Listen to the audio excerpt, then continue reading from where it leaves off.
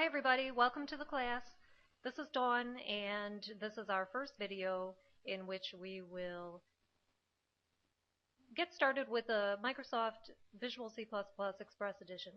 We'll create a simple program, we'll run it, and I'll show you the important files that are generated when you create this C++ program. So I'm going to find the software in the Start menu here and launch it. And basically what we're going to do, and every time you sit down to write a program for me, you're going to go through these steps. We're going to File, New, Project. Okay, and you always want to grab Win32, that may be selected by default, and the Win32 console application. It's very important that you always do a console application in this class, not a Win32 project. I know it's easy because they're both kind of similarly named with the Win32, but it's always the console application. And then you're going to give your project a name. Why don't we call this my first CPP project? Okay, now very importantly, I was already working with this, so the location is what I changed it to, the desktop here and on my home computer. Now, you will probably have some default folder, this one in fact, the Visual Studio 2008 projects. It doesn't really matter where you save it, just as long as you're conscious of where you are saving your project. I like to put everything on the desktop and then move it around later. But if you create a project and you're not mindful of this, this is where the project is going to go. And so you have to go digging for it in your Visual Studio 2008 folder, probably in the Documents the Documents folder. I'm in Vista here, obviously, but in Windows XP it would be My Documents or something like that. So just know where you're putting it. That's all. And then that's it. We're going to click OK. Okay, now the next step here is we're going to choose Application Settings. And this is what you'll do. Click Empty Project, always the Empty Project, and then Finish. Okay, so we have a project, but we don't have a code file. So we really don't have anything to start typing our code into. So let's, you see where it says Source Files? Now the header files, those may come into play for us later on in the course. We'll see how we're doing time-wise. We're never going to use the Resource Files folder. You are going to use this folder, the Source Files. When you type a program, it's called a source file. That's your source code, and that's what runs. So we're going to right-click, Add, New Item. Okay, and then very importantly, you always want to grab this guy, the C++ file with the .cpp extension. So you can give it a name. I'd like you to give your programs good descriptive names. Like, let's say, you know, if I were a student in the class, I would name it Patitucci HW1, or you know, whatever the homework assignment is. You know, just please use your judgment. It would be nice to have your last name somewhere in the file name. Okay, and then we'll do an add. Okay, now we have a code file to start typing, and that's what we'll do. So I think I'll just type a very short program and run it. I'm not going to talk about the code in the program. I'll do that in the next video. So this is just about getting the code in there and running it. So you'll always have at least these 3 lines at the top of your C++ program. Everything we do in this class will have at least these 3 lines, and then later we'll have more than this.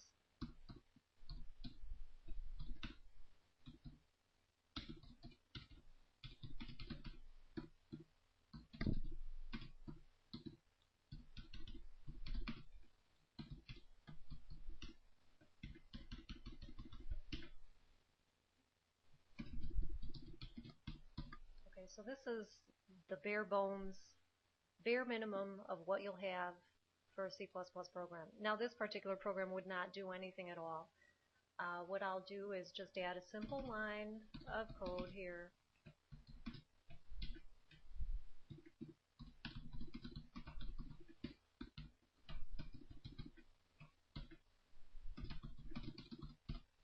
Okay, I'll explain all this in a later video.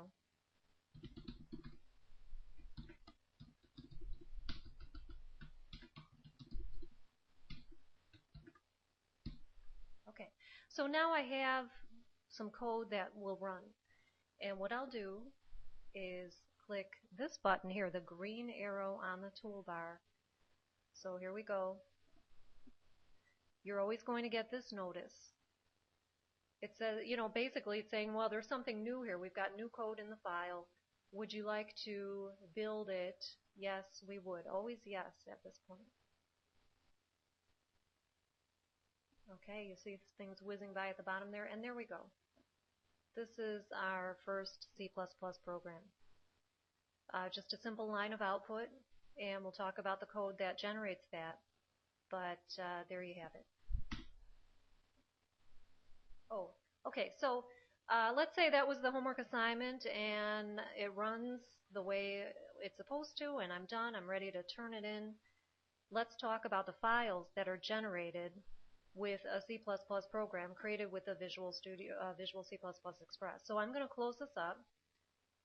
And remember, I put my project on the desktop, so I'm going to go into this folder. Okay, so we have a lot of files that are generated from just a very simple program. One thing I'd like to do, let's see here. I'm in Vista. I like to see file extensions. So I'm going to go to Organize, Folder and Search Options. And then in the View, I think I will do you see where it says Hide Extensions for known file types? I'm going to uncheck that so we can see file extensions, because this is important to know. Okay, so now I have my file extensions. Here is the file, the most important file that has your code in it that you're going to turn into me for homework assignments. You have to go digging for it. We have a folder inside of the folder. It has the same name as the main folder there. I'm going in, and there it is. See, this guy with the C++ on it. That is the one that you're going to turn into me for homework. That's the one with your hard work in it. That's the one that you're going to guard with your life. And back up maybe to a flash drive so you don't lose it if something happens with your computer. Now, this is interesting. So this is, you would isolate this basically. I can copy it to the desktop, and then I would go into, Blackboard and submit this file in the digital Dropbox. Sometimes I'll ask for a few files. You're going to zip them all together. We have a document in Blackboard to show you how to do that. One thing you'll notice about this guy, though, this is not like a Microsoft Word document where you just open it up and you're able to work with it. You can edit it like this, but notice you can't run it. We don't have our run button enabled, okay? So you can't just run a file on its own. The C++ file has got to be part of a project. And when you open it just by double-clicking it, it just opens by itself, not as part of a project. So let's close that up. And let me go back. Okay, this is the solution file. And this is the guy that you will double-click to open up the whole project, just as we had it before. So watch when I double-click this. Okay, so see, now we're back to where we were. We have, this is called the Solution Explorer, by the way. And here we have our C++ file. We have our run button. We're able to run it. Okay, so those are 2 important points. Those are really the most important files. When all this other stuff that's generated, that can be regenerated pretty easily. But the solution file is the one that you double-click to open the whole package and be able to work with it and run it. And the CPP file is the one that you'll always turn into me. One other file worth mentioning is this. It's in the debug folder.